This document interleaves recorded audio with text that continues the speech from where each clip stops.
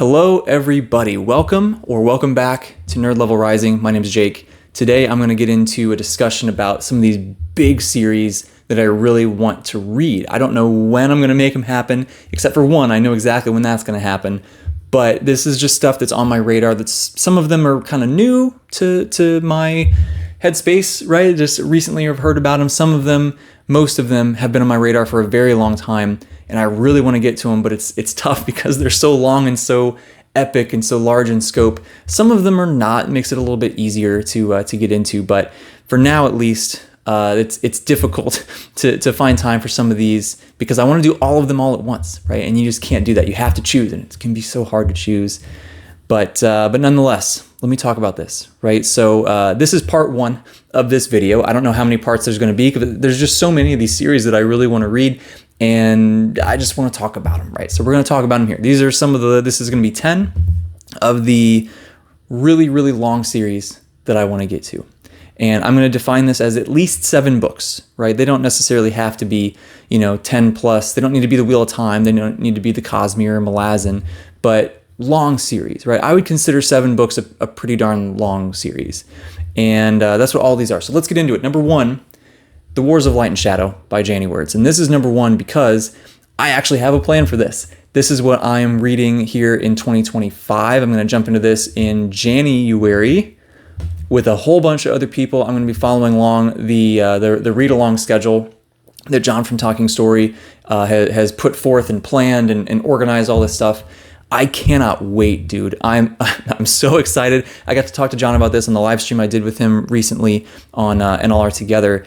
And man, I can't wait. I can't wait. I'm going to read the To Ride Hell's Chasm here before the end of the year. That's going to be sort of my appetizer, if you will, before I get into that just buffet of The Wars of Light and Shadow. I also plan on reading the prequel novella before the end of the year as well, so I can kind of have that in my head as I go in to begin the Curse of the Mistwraith in January alongside all of those lovely people.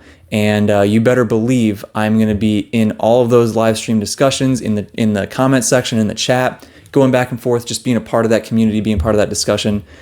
I'm so excited. I'm so excited. It's going to be awesome. Number 1, first and foremost, you can consider that the top priority because there's a plan for that happening. So, Wars of Light and Shadow by Janny Wurts. Janny Wurts, by the way, is such an amazing, incredible human. I've heard so many people say that on BookTube, and I've seen her in a bunch of comment sections, a bunch of live chats, and it's true, right? She showed up in the chat for my first live stream, which blew my mind completely. And just being able to talk to her a little bit there, and since talking to her a bit afterwards, wow, dude, what a kind, generous, amazing, just intelligent, giving, welcoming, encouraging, like all of the good adjectives, right? That's what Janny is. So thank you, Janny, for being awesome, and I cannot wait to read your books. Number 2. This one's going to get me a little bit of a little bit of grief for not reading this yet. Anyway, it will happen, and that's The Realm of the Elderlings by Robin Hobb. And wow, so many people love this series so dearly, and it's one of those things that I know I'm going to love it, and I'm kind of putting it off because I know I'm going to love it so much. It's like I just don't want it to be over yet. And it's one of those things that I don't know if I'll split it up into each of the little sub-series and do it over a much longer time, or if I'll just kind of do, one a month or one every other month or something and get through the whole thing. But everything I've heard about this, it's right up my alley. Like I'm no stranger, nor am I scared of a slow burn. I like more slice of life, kind of slower paced things here and there, as long as there's other interesting things happening. I don't need a ton of action or fast paced things. I love deep character work. I love dragons. I love stuff with ships.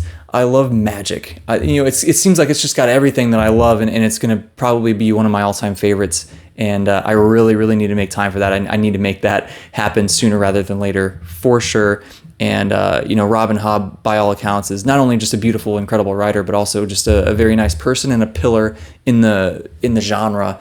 That as a booktuber, I really need to read her series. And I'm very much looking forward to it.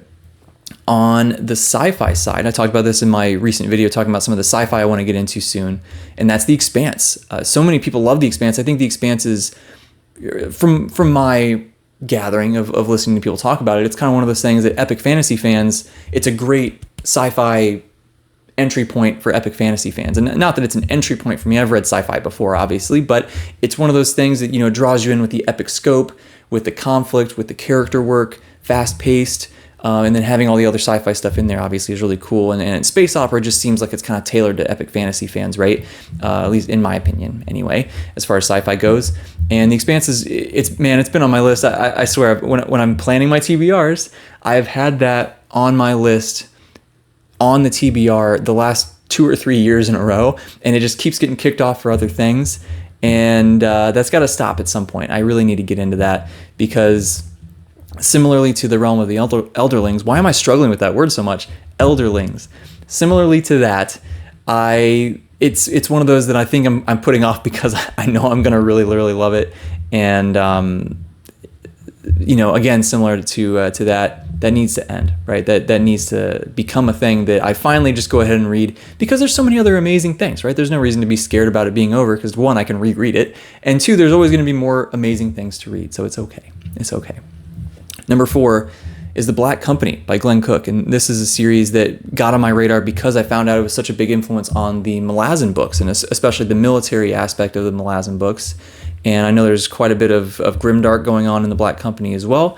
They're short books, which is nice, and it's just one of those that I'm really intrigued. I have this. You'll see it from a couple other things on these lists as well, but I really am intrigued to go back and read some of the earlier work in the genre and see, just discover and learn and become familiar with the giants that people are now standing upon the shoulders of with their series, right? With the Malazan series, with the Cosmere, with, all these, the First Law, all of these things that have built up on top of these legendary books that came before. I want to go back and read some of those legendary books. And there's a bunch of them. I don't know, I only have maybe one more on this list today, but part 2, part 3, I don't know, however many parts there are, we'll definitely mention some of those foundational series are just things that I feel a calling to go back and check out. Why don't we talk about one right now? And that's The Rune Lords by Dave McFarlane. And I think I have that. Doesn't he have a pen name that's slightly different? I don't know. But this is one that got on my radar because of Brandon Sanderson, listening to his lectures on writing. And he talked about one of his mentors being Dave McFarlane, and how he just was such a foundational figure in Sanderson becoming the writer that he is. And his series just looks really cool, right? I love the title, The Rune Lords. I love the cover art. I'm a sucker for that old fantasy cover art. I love it so much. It's like it reminds me of the Wheel of Time covers. That sort of thing is just really, really cool. And I would love to go back and read that. I know almost nothing about it, right? I know the name, I know the covers are cool, and I know Sanderson liked him, right? That's literally it. And that's enough for me, right? It's enough for me to at least check it out. And I have a feeling that I'm going to like it quite a bit. And the magic, I think, from what I've heard, is pretty cool. So I'm probably going to like that one, I think, even though I don't know anything about it. And sometimes it's fun to go in blind. You never know, right? Sometimes that surprise is a big part of the fun. Next one, this is an urban fantasy series. I have not read much urban fantasy at all. I guess if you can consider Mistborn Era 2 sort of urban fantasy, I guess. But I haven't read much in that subgenre, and I would like to try it. I feel a little bit of trepidation because part of what I like about fantasy is that it's so different from our world, right? That it's a completely new thing. It's part of what I really like. But what I've noticed is every time I get out of my comfort zone a little bit and try something a little bit new, I like that a lot also. So I want to check out some urban fantasy, and I've talked a bit about how this month I'm going to read the Inheritance of Magic book by Benedict Jaka, and how I haven't read any of his other stuff before. And one of his things I do want to read is the Alex Verus series. I don't know a ton about this. I know that it's urban fantasy. I know they're kind of short, punchy, fast-paced books. And I know that there's a bunch, there's like 12 of them or something like that, right? But that it's not daunting because they're so short and they can kind of slide in as palate cleansers or between some of these big, larger epics. And I think that'd be really fun. And it sounds to me like a really good exposure to urban fantasy before I get into something like Dresden, for example, which, spoiler, we're going to talk about Dresden at some point in one of these videos as well, because I haven't read that either. But that one being a longer series, I think maybe, cutting my teeth a little bit on a shorter, easier entry point series might be nice. Although I've heard Dresden is super easy to get into, so I don't know. Who knows which one will come first? But Alex Verus is definitely on my list. Going back to another foundational series, another just pillar of the genre that so many people have been inspired by, it's Tad Williams. And getting into the Osenard books, not just Memory, Sorrow, and Thorn, but also the other, the later books in that same world, and just his other books in general, of course, also, right? But particularly the Osenard books, I know, having been such a massive inspiration for Song of Ice and Fire, having been a massive inspiration for a lot of people, a lot of writers, a lot of stories that I love. And from everything I've heard about what those books are like, I think I'm going to love it. Again, I like a slow burn. I like a traditional setting with a slight twist to it, right? I like a traditional setting anyway, right? I love the Drizzt books. I love things like that. D&D is super cool. Things like that where it's traditional and classical and predictable, that's great. There's nothing wrong with that. But I like it even more when there's a little twist. And from what I have heard, this certainly has a twist, and this is maybe starting some of those things with having some more morally gray characters and having main characters be able to be killed off and not have so much plot armor, and beginning a lot of these trends that we're seeing in more modern fantasy and not even the most modern fantasy, but the things in decades past, and just seeing, again, where those things came from, seeing the roots of that is really, really interesting to me. And boy, I'll tell you what, when those Broken Binding editions, because I was lucky enough to get onto their subscription service, when those Broken Binding editions of Memory, Sorrow, and Thorn start showing up, it's going to be really hard to resist cracking them open, because the cover art is just so unbelievably cool. The Dragonbone chair is probably one of the coolest fantasy covers I've ever seen, just being honest. And it's so cool. It's so cool. So that's going to be a hard one to resist when they start showing up here next year.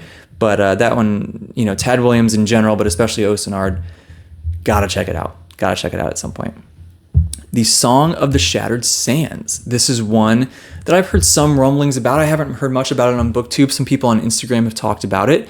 And this is, I believe, maybe Mike from Mike's Book Reviews has talked about it a little bit. I don't think he's read it, but he at least got the books, I think, maybe a book haul video forever ago or something. But I actually got all of these books. I found them on an unbelievable deal on Pango. I believe I got the entire hardcover collection for like $6 or $7 a book, like crazy deal. And they're really, really good condition. So I was like, okay, I have to get that. So I have the entire series on matching hardcover over here on my shelf that I need to get to at some point. And it sounds very unique and very fun, right? And I like that a lot in my fantasy. I like dark themes. I like heavy stuff in there. I like all of that. I like, the more violent, the better sometimes, right? Dark Age is one of my favorite books I've ever read, right, by Pierce Brown.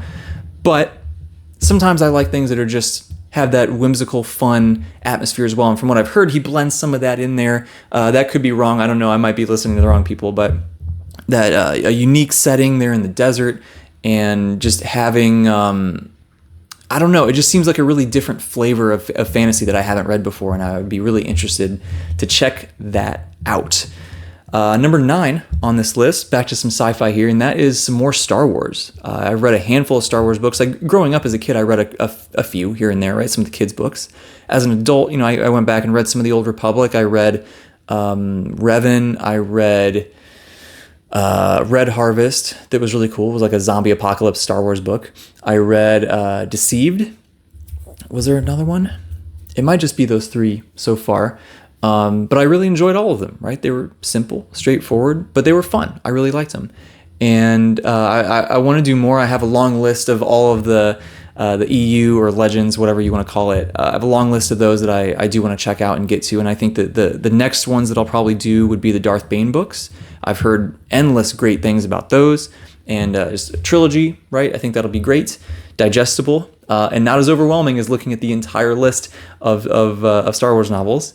And then I think other than that, there's a bunch of standalones that will be great, continuing a bunch of those, kind of building through the chronology of Star Wars, right? And doing like Darth Plagueis and some of the Darth Maul books and getting into that era, the prequel movie era, then getting into, of course, the Thrawn books and all of that, right? And I know there's a bunch of stuff that's come way after where the movies left off that are very, very well regarded. So I'm excited to jump into more Star Wars at some point. I like that. It's not the most deep philosophical thing ever, but they're just fun. It feels like candy, right? I love it. It's great.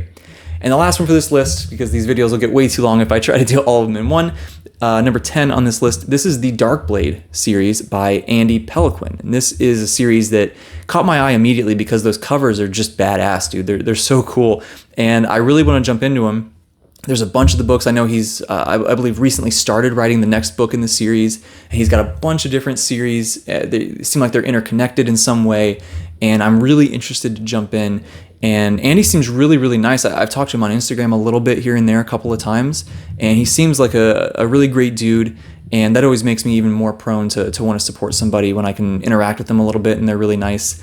And I want to get more, I've talked about this before, I want to get more self-published stuff on the channel, right? I want to make sure that I'm drawing some attention to that, whatever, my small channel is able to do that to whatever degree. But even more, I just want to read it, right? I want to support them. I want to give them my money and my time and my attention because I just think it's awesome as somebody who does want to write and self-publish books whenever I can eventually find the time.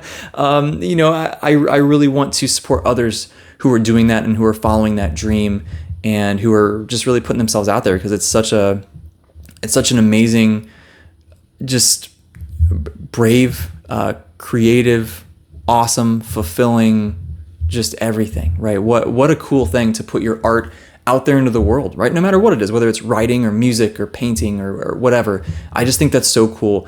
And I really want to support more and more people like that. So Andy Pelequin's Darkblade series is definitely on there because it just looks like bloody, violent, assassin, gritty, all of that stuff. I would imagine, the books are pretty thick, but from what I've heard, they're pretty fast paced as well. And they probably read pretty quick. And, the cover of that first book at least gives me like Assassin's Creed vibes, which I love those games. And I'm just really excited to check it out. So that rounds out my list, right? That's 10. I have a lot more. So there will certainly be a part 2 of this. I don't know how many parts there will be, like I said, but certainly at least a part 2. But there you go, right? There's some super long series that I definitely want to check out. Let me know in the comments, are there any other ones that you guys really want to check out? Some of them might pop up on my part 2 video whenever I do that. I'll probably do that soon. But some of them might not. You might give me more ideas, and I'm always here for that. Have you read any of these series that I talked about here today? Let me know. No spoilers, please. But let me know. Did you like it? Did it not work for you? What do you think? You guys have seen, if you've seen any of my other videos, you've probably a rough beginning idea of my taste, right? So maybe you could say like, hey man, I think you'd really like this one. I'd prioritize this one or something like that, right? Talk to me in the comments. I love it. It's the most fun thing about all this. Please give the video a thumbs up, a like if you did in fact like it. And last, as always, as everyone always says, please consider subscribing if you've been here before and you like my videos, right? I love doing this. This is so much fun. It's a highlight. Every time I get to sit down and record a video, it's a highlight of my day. And just talking about this stuff is so fun. Even just talking to this camera, it's so fun just to talk about this stuff. Even just planning the videos is fun, right? And then it gets so much better when the video comes out there and people watch it and they talk back and forth to me in the comments. That's even more fun. I love it so much. I love just talking and connecting and making friends and interacting. It's awesome. So please talk to me in the comments. Please subscribe if you like the channel and you want to support me in some small way. It's a great way to do it because I do want the channel to grow. I want to reach more people, connect to more people. That's an awesome way to do it. So as always, thank you for watching. I appreciate you greatly, and I will talk to you soon.